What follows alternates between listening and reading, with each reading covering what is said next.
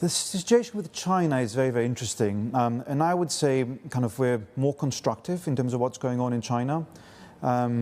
It seems like a new narrative is forming. And this time around, it seems that the rally that we have seen, that we are seeing, is also more based on fundamentals.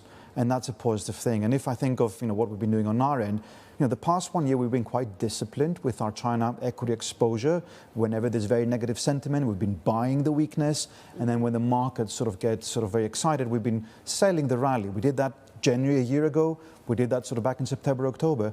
And now the big debate in the team is, do we do that now? We do have a position, and we do have a meaningful position. We have been benefiting from the rally that we have seen. And I think this time around it might be different. And it might be different for a couple of reasons. The first one is, back in the September-October rally, right? Back then it was hopes around fiscal stimulus when we all knew that that was 6 months, 6 months away from NPC, and we all had to wait about what happens with on the tariffs front. Now, that was all about expectations. Since then, we've had Q4 GDP print, and a lot of the data has been quite positive. It's rolled over somewhat, but the important thing here is that China stimulated, and there was a clear link between stimulus and the data. Now, again, it might be rolling off somewhat, but I think Markets and also market participants and Chinese government, etc.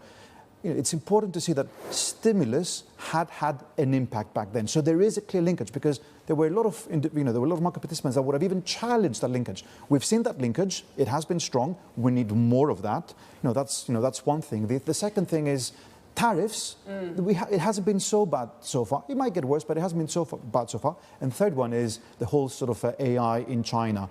A new spark, a new narrative, which is exciting, that has potential, can have more legs. So you took advantage of the volatility since September, that 24th press conference, of course. And now that you're saying that this could be different this time around, what would you be looking? And I know you say your team is trying to come up with the sort of strategy at the moment, but would broad exposure make sense, or would it be sticking with the AI theme? We have a bit of the tech, a bit of offshore, and a bit of sort of the onshore market, because essentially with the onshore market you're less sensitive to what happens on the tariffs front and the trade war front, and you're a lot more sensitive to stimulus, fiscal stimulus. So for the onshore market, that's sort of the big driver there.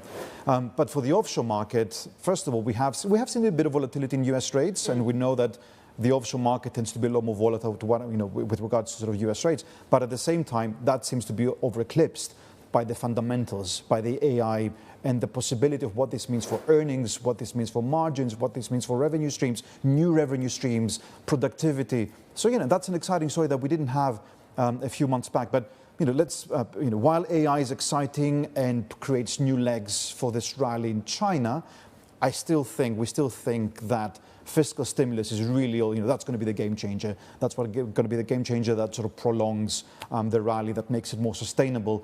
And we hope and expect to see a bit more on that front.